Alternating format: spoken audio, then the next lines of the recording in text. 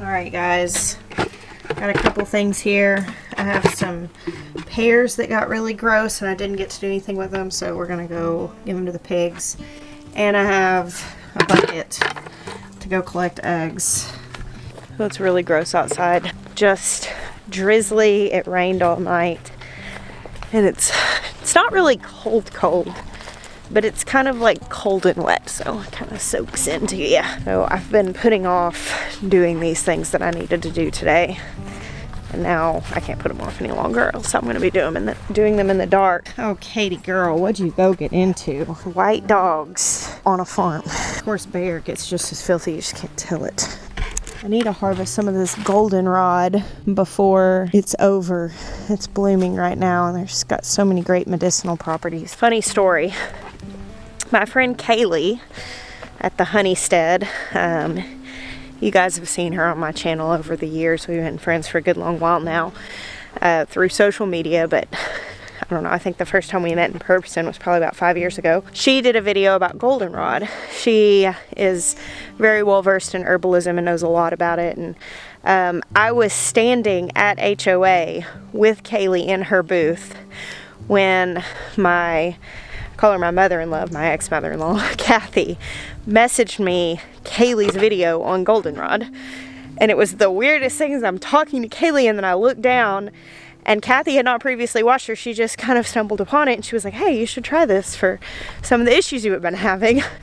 Then I came home and all the goldenrod beside my house had bloomed. I was like, okay, just kind of funny. Hey, little piggies, you want some treats? Hey. You get the reward today, little piggy, for being brave. Hey, pigs! I can feel the rain picking back up. So I misspoke in a video the other day. I said something about needing to wean these babies soon because I was miscalculating and I was thinking they were like between 8 and 9 weeks. They were actually between 6 and 7 weeks. So it wasn't quite time to wean them then, but it's getting really close, and I'm watching Mama Pig is like losing weight really rapidly, and that's what happens if you let them stay on too long. Ultimately the mama suffers. So it is now getting to be about time to get them out of here in the next week. Hey.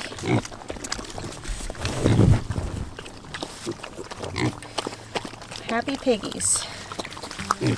They like me most when I come with scraps. I'm gonna come over here to where Will has the little mushroom, I guess, inoculation set up. That pallet is inoculated, and under here is a bucket. Bear, back up, honey. Yeah, and we've got some oyster mushrooms down here that are ready to harvest. Now, Will and I made a video, it's been a few months ago now, showing how to grow mushrooms like this in a bucket, which I got my spawn for this from Mushroom Mountain, which is local here in South Carolina. All right, check that out. That's pretty good, huh? Oyster mushrooms are so tasty. Let me see. I kind of feel like some of these could probably go just one more day, because this is what these looked like yesterday.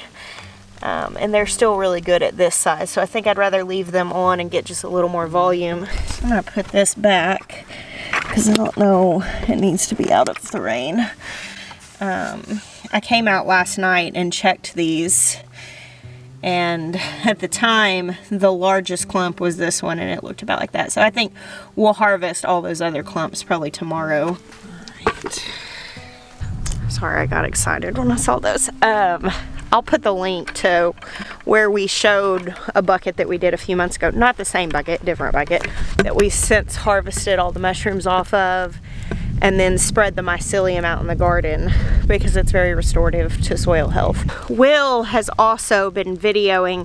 So like the dynamic is Will works for us, and I have given him my blessing to do experiments and to try different things, and encouraged him to start a channel, which he and his lovely lady Taylor have. It's called Honeybee Hollow Gardens, and he's been making videos of some of the stuff he does here. So he shows mushroom stuff as well as foraging. I've learned more about mushrooms since Will came than I ever knew before, because frankly I used to be very afraid of the idea of foraging mushrooms, because prior all I knew of mushrooms was don't eat them, it's dangerous, and you know, like you could die. But really it is good to proceed with caution, and I understand why people tell children that. I mean, I've told my children, don't just go out and eat mushrooms from the woods.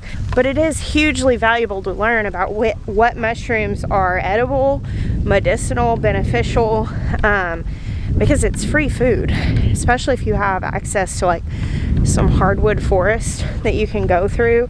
There are certain things like puffballs grow like crazy here, and there are certain puffballs that you can eat. Again, you're gonna have to go follow Will for that information, because I definitely don't feel qualified to tell people what you can and can't eat. I'm only just now getting brave enough to like be able to identify a few.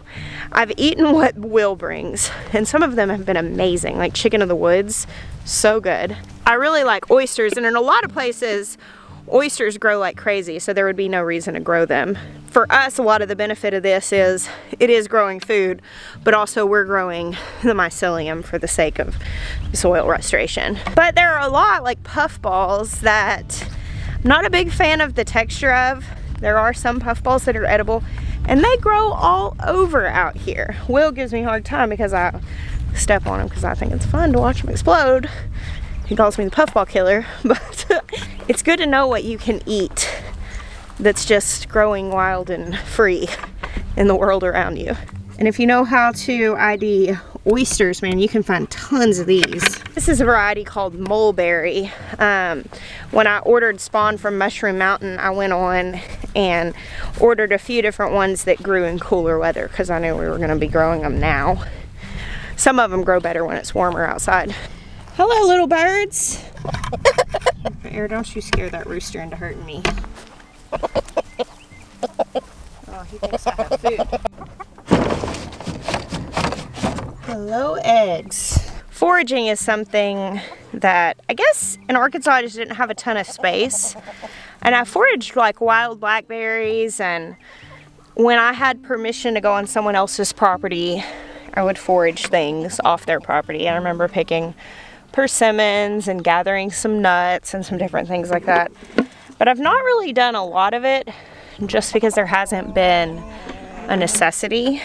But I've been looking recently at some different books about wild foraging, specifically in this area, because it's kind of one of those things that if you're like, I don't really need that, but then if you do need it at some point, you know, let's say you do want to be able to go gather free food that's growing around you, that's not, like, if you're actually under the weight of need, it wouldn't be a time that you would want to learn something like that. So it's hard for me because I'm more motivated by need.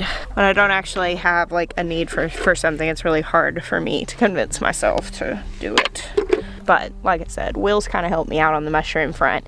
And now it's becoming more of like a fascination. And in the back of my head, I'm like, well, it's really nice to know how to find food, you know, that you don't have to pay for. Now with these, I just took those out to put the eggs in and not crush them. We've been largely just eating them fresh, like just cutting them up and cooking them in dishes, casseroles, maybe like a pasta dish or whatever. But you can also dehydrate them and then store them at room temperature. And then if you're cooking, you can just put the dried mushrooms in and they reconstitute and they're still really good. So those are probably gonna get dried. In there.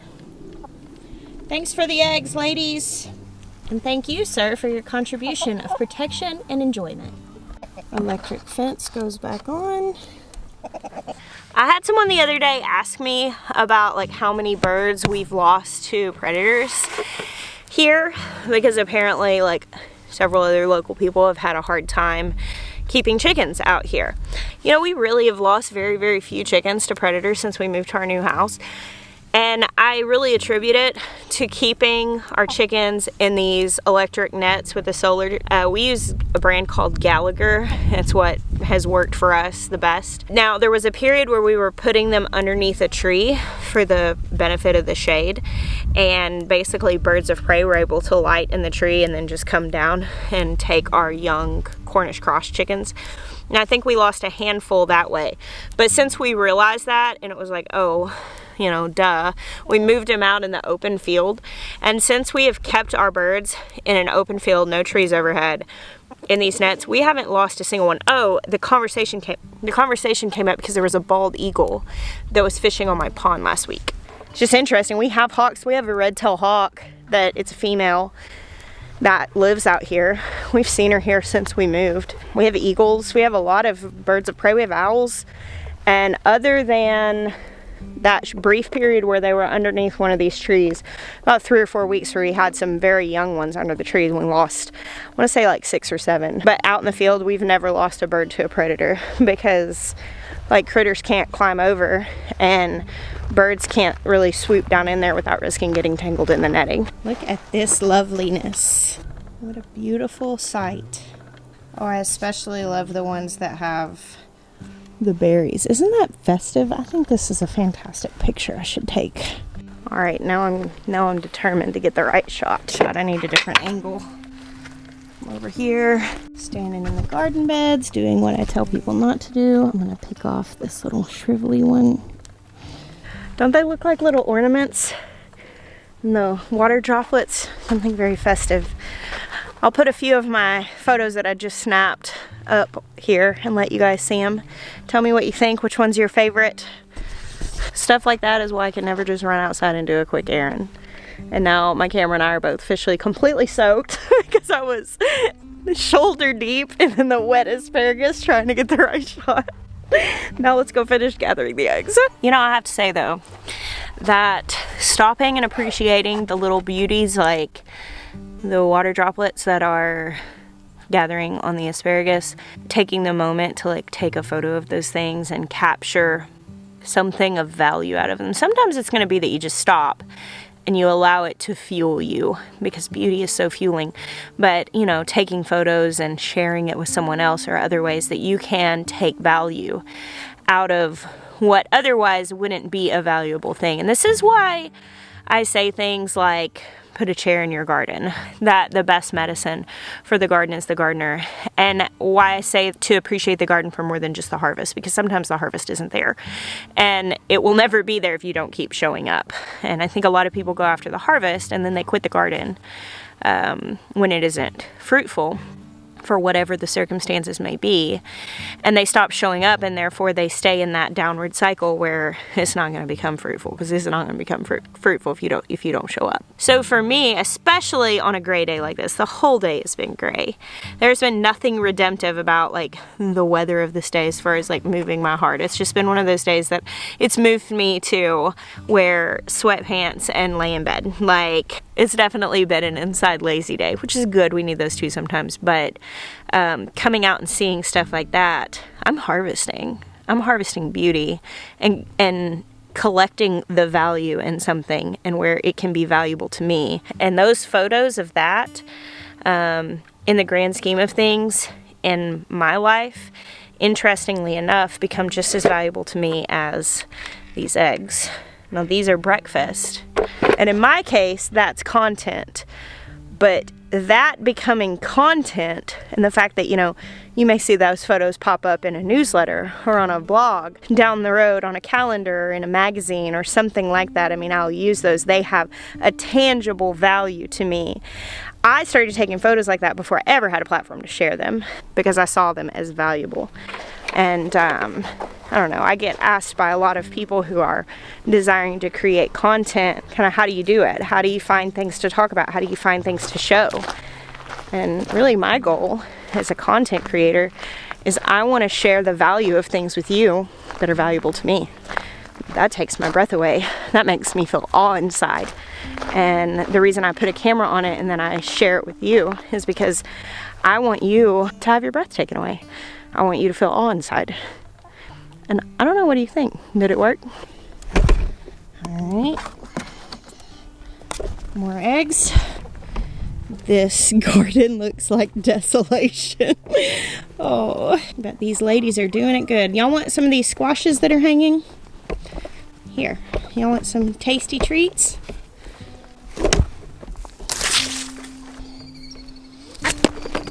Almost busted my kneecap with a tromboncino.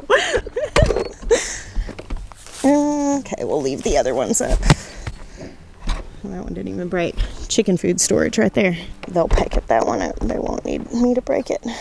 This garden is going to be so full of volunteers next year, and I am here for it. Hey, there's some squash over there. Oh, early to bed, huh? Guys, excuse me. New layer. Look how pretty that is. I think this must have come from one of the marrons that we have, the black copper marrons. It's not a super dark egg, which they can lay some pretty dark ones, but it's got some pretty good speckles on it. That's beautiful. I like that. Isn't that so pretty? So these are my spring chicks from Murray McMurray Hatchery. And so far, all of my whiting, true blues and greens, my Americanas, and the red laced, the blue laced red Wyandottes are all laying. But that's my first one that I've seen from a Marans or Morans. I think it's Marans that might have had one other one that was like a fairy egg, a little tiny little poot of an egg. But in my history with that breed of bird that lay the dark chocolate eggs, they usually do take a little bit longer to start laying. I would say with that egg, that means at least like all the breeds are laying. So that's exciting. They're starting to slow down a little bit with the days getting shorter, but they'll probably lay at least in some capacity over the winter. My old girls are laying just fine. I got a lot of eggs from them. I think Murray McMurray is getting ready. If you are not familiar with Murray McMurray Hatchery, some of our very good friends and our business partners in our Carolina Homestead Exchange store that we're opening in downtown Batesburg, and they're starting their pre-orders. I think it's like maybe the 1st of November. It's very soon. So if you were wanting to order some of the more rare breeds from them, go check out their website. I'm sure the information will be up on there. I know that they only have so many of different breeds. And so if you want to order those, you have to get in early. Somebody commented on an old video from, I don't know, years ago at the Baker Creek Seed Expo. Of course, they haven't done that since COVID, so it was pre-COVID, where we actually met Tom from Murray McMurray Hatchery for the first time, and there's a video of it. Someone was like, is this the first time you met Tom? I'm like, yeah, that's crazy, because it's become a very significant relationship for us. It's cool sometimes now, you know, talking about Kaylee and Tom, and even Will we met because he and Taylor watched the channel. This week I went out to see Amanda Palladini, met her through doing YouTube. She's the one who helped us find the puppy Lulu. She has my old goats, they're her goats now. I don't know, it's just interesting. One of the things that I've been really pondering this week is how much value in all aspects of my life doing this YouTube channel has brought. Just a tremendous amount of value and joy. Has opened up the capacity and resources for us to be able to literally live our dream life, and also given us the opportunity to help so many people and make a difference for so many people. And that is hugely humbling and just something that fills me with a ton of gratitude. And that's, you can tell that that's the like mood I'm in, because everything I'm like, rose-colored glasses. I'm feeling it. On this gray day, I am feeling that. This day looks rosy to me. Bear, where'd you go? Come on, buddy. All right, guys, well, that's it for me. I checked off my few little farm tasks that I had to do. Did a few extra, little wandering around, shot a video, feeling pretty good. I'm gonna go back inside where it's cozy and warm. Thank you for hanging out with me today. Thank you for taking a moment to look at the beautiful things. And I hope you find some really beautiful things in your world and that your eyes are open to see them. I bless you. Until next time.